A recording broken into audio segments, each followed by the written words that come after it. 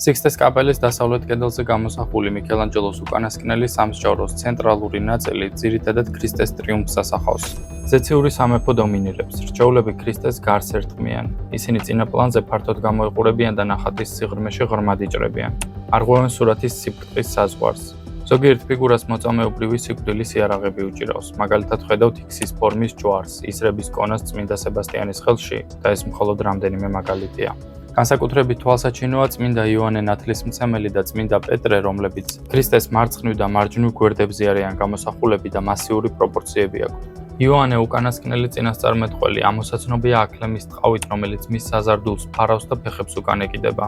ხოლო პეტრე, პირველი პაპი, ამოსაცნობია გასაღებებით, რომლებსაც ის ქრისტეს უბრუნებს.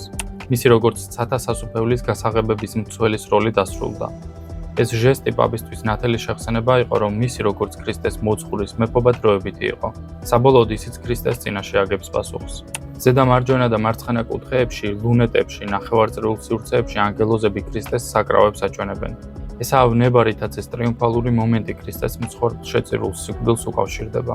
კედლის ეს ნაწილი 1 ფუტით წინ არის გამოწეული, რაც მას ქვემოთ, საკურთხეველთან მდგომი მღვდლისთვის ხილულს ხდის, როდესაც ის ევქარისტიის ლიტურგიაზე ქრისტეს მსხვერპლშეწირვას აღნიშნავს.